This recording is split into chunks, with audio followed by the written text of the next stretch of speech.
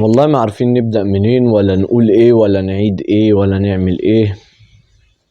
يعني كل اللي هنقوله ان بيراميدز في الصدارة بجدارة، وفاركو يثبت ويؤكد ان الاهلي يحتاج الى العلاج، والزمالك يرفض جميل الاهلي ويقول للاهلي ملكش جمايل عليا يا اهلي. حلقة جديدة من الايجيبشن ليج مشطشطة ملهلبة، أحداث سخنة وتفاصيل كتيرة وأحداث كتيرة هنتكلم عنها النهاردة. لو وصلك الفيديو اعمل سبسكرايب للقناة وفعل جرس التنبيهات عشان يوصلك كل جديد أول بأول، واخبط اللايك الجميل. مستني دعمكم، عايزين نوصل لأكبر عدد من الإمكان من الاشتراكات والمشاهدات بفضل مجهوداتكم، وإحنا بنتعب عشان نوصل لكم أي حاجة أنتوا عاوزينها. وحلقة جديدة، أهلا بكم في أدهم في الملاعب. السلام عليكم، وحلقة جديدة من أدهم في الملاعب، وقناتكم المتواضعة قناة أدهم شاهين، والحديث عن الإيجيبشن ليج.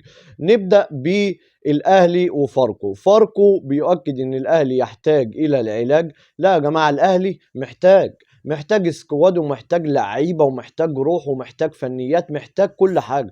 النادي الأهلي امبارح مش هو النادي الأهلي، ما عندوش جناح بيلعب امام عاشور جناح، الدفاع رامي ربيعة وياسر إبراهيم كبروا عجزوا بطلوا كوره، لا وبيلعبوا. الشناوي كلنا عارفين ان هو يعني مع احترامي ليه مصفى، وكله بيطالب بشوبير وعامل لنا فيها واحد وخلاص، وعامل ازمه جوه داخل غرفه الملابس. بس يثبت الماتش اللي فات برضه ان هو لسه موجود، ونقص كورتين محققتين وهدفين ولا اروع، واحده انفراد واحده ارضيه جميله جدا صدهم. والجون الاول الار 2 ده بيجي فيه دايما زي ماتش افريقيا، جه فيه نفس الجون برضو. ماتش فاركو الاهلي ما جاش، الماتش فاركو مسك كوره لعب على الاهلي، عمل مثلثات ووان تو هات ووصل للجون وهدد مرمى الاهلي كتير جدا. الاهلي محتاج تدعيمات، الاهلي فريق كبير، اول مره نشوف تخبط اداري بالمنظر ده، وعدم صفقات وعدم عمق في الاسكواد. الاهلي عندوش غير مهاجم واحد وهو اسامه ابو علي، مفيش بديل، بيتصاب ما حدش بيلعب، ما عندوش مهاجم، ما عندوش اجنحه. بيرستاو مشي، اللعيبه بتمشي الاهلي وما بيدعمش. النادي الاهلي في سوء مستوى وتذبذب في النتائج وتخبط اداري، والدنيا بايظه هناك على الاخر. احنا اول مره نشوف في النادي الاهلي كده، لازم يراجع حساباته، خصوصا ان هو داخل على ماتش مصيري، ماتش بيراميدز يوم الاحد القادم، ولسه افريقيا ولسه كاس العالم للانديه لسه كتير. وانت بالمنظر ده انت مش هتعمل اي حاجه الموسم ده. لازم تلحق نفسك بصفقتين، وصفقتين يعني جايين باختيار كشافه، اللي هم ولا اروع، مش صفقتين اي كلام. انت دلوقتي مفيش يا جماعه، مفيش ولا اجنحه ولا مهاجمين، ولا الدنيا بايظه خالص في النادي الاهلي. عشان كده ماتش فاركو ده بقى سلام لو كان ماتش جماهيري، ولا اروع. يعني فاركو ده لو كان ماتش جماهيري، وحلاوه الدوري السنه دي ان هو على قد ما الواحد زعلان وباللي بيشوفه، بس حلاوته انه مفيش فريق ضعيف، كله بيكسب كله. مفيش انا جامد وانا والحديد التانى والكلام ده، لا مفيش. كله بيكسب كله، الفرق كلها بتأدي لانها حرب. انت الدور الثاني هم التسعه الاوائل بس اللي موجودين، هي حرب في الدوري المصري السنه دي.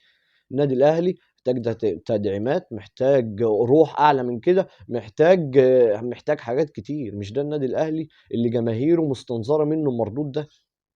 بدايه وحشه جدا الموسم ده من النادي الاهلي. ننتقل من النادي الاهلي والى نادي الزمالك، والحديث عن نادي الزمالك. العراب جروس بعد ما شكرنا فيه وقلنا تكتيك واللعيبه وشلبي بدا يخش في العمق، وزيزو وشيكا تمريرات سحريه ليونيل ميسي، واللعيبه بدات تستعيد مستواها. ده احنا خلاص مش محتاجين لعيبه. والنهارده ماتش سهل جدا في المتناول على الورق، مودرن سبورت ال 18 ان الزمالك لو كسب يبقى الاول. تشوف اللعيبه النهارده بتناكة ورافعين اللياقة كده وشوكة وسكينة وبيتنكوا على لعيبة فيوتشر. انتوا في المركز ال 18، احنا المركز بقى التاني وخلاص هنكسب بكل اريحية. مفيش روح، اللعيبة بطيئة كده ما بتجريش، مفيش جري، مفيش حركة، مفيش اي حاجة ولا جمل تكتيكية بيلعبوا عليها. هي كورة واحدة اللي هددوا بيها جنش، وجنش كالعادة هيتألق قدام مين غير الزمالك؟ كالعادة جنش يتألق أمام نادي الزمالك، وسبب رئيسي من فوز مودرن سبورت النهاردة هو جنش. الكورة اللي صدها دي المدافع شالها من على الخط، وجنش المتابعة ولا أروع، شالها من زيزو ولا أروع. نادي الزمالك النهارده بصراحة لا حاجة في منتهى السوء، في منتهى كل حاجة يا جماعة. أول مرة نشوف في نادي الزمالك في الماتش ده، يعني 5 ماتشات بيقدم مستوى ولا أروع. الماتش ده اكسب يا عم، اكسب وروح للصدارة يا عم. مستني ايه تاني؟ الأهلي يتعادل تتعادل، الأهلي يتعادل تتعادل، الأهلي يتعادل تخسر. انا ما شفتش كده بصراحه. لا مش هيبقى ليك جميل عليها اهلي انت هتخسر، لا ازاي؟ ده احنا حبايب واخوات، لازم اخسر معاك والله ما ينفعش. يعني ينفع اسيبك كده لوحدك واطلع الصداره؟ لا ازاي يا جماعه؟ عيب، عيب يا جماعه. لعيبه بصراحه ما فيش روح، ما فيش اي حاجه. والجماهير في اللي حرام على رايحين الملعب والدوري يا زمالك وانتوا مش بتقدموا حاجه للجماهير. مش عشانكم انتوا، عشان الجماهير اللي جايه مخصوص خابطه مشوار بتشجعكم. اعملوا حاجه لفريقكم ولجماهيركم اللي بتساندكم بتشجعكم. حمزه مسلوس اول ما طلع 1 2 ضرب خط النص بالدفاع راح جاب جول. ايه ده؟ ضربتين جزاء. بمناسبه ضربات الجزاء بقى، ضربه الجزاء اللي جت للاهلي امبارح نفس الكوره جت للزمالك النهارده، الحكم ما حسبهاش. بلاش دي كوره بنتايك اللي بيجري ما بين الاتنين وراح واقع في منطقه الجزاء، الواد ضربه.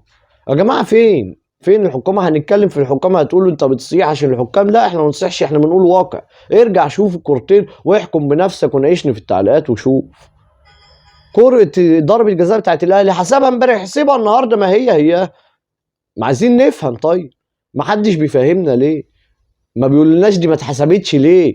ما هي نفس الكورة. ما علينا، مش قضيتنا. مش قضيتنا ايه موضوع الحكام. هي اللعيبه كده كانت في منتهى السوء الماتش ده، وفرطوا في الصداره بكل سهوله، والصداره تروح بجداره لنادي بيراميدز. نادي بيراميدز بالحقيقه اقوى سكواد في الدوري المصري. النادي ده بيقول السنه دي ان السنه دي موسم الحصاد في افريقيا، عامل شغل ولا اروع. وصل لربع النهائي بصداره في الدوري، واخد الصداره هو من الاول، وداخلين على ملحمه كرويه الاسبوع الجاي. بيراميدز والاهلي وبيراميدز والزمالك، الماتشين دول هيحددوا شكل الثلاثي الاول في الدوري المصري هيبقى عامل ازاي، مين اول بفرق قد ايه. الماتشين دول مصيريين جدا في تحديد هدف لقب الدوري المصري، ومين اللي هيروح افريقيا ومين اللي هيروح كونفدراليه والكلام ده كله. ماتشين مهمين جدا. بيراميدز بيؤكد ان هو سكواد قوي، فلوس وتدعيمات موجوده، بيعملوا في السر، محدش سامع لهم صوت، متصدرين في افريقيا وفي الدوري. رمضان صبحي، مصطفى فتحي، ابراهيم عادل، فيستون مايلي، توريه، بلاتي توريه، وليد الكارتي، كل دول والشيبي. لا سكواد محترم، سكواد يحترم، نرفع له القبعه كلنا. بيراميدز بيقدم موسم استثنائي السنه دي، ويا ترى هتفاجئنا ولا زي كل موسم؟ ها، ناقشونا ارائكم في التعليقات. ده كان الحديث عن الجوله دي، عن الاهلي والزمالك وسوء مستواهم، وبيراميدز في القمه وصداره الدوري المصري. كان معكم ادهم شاهين.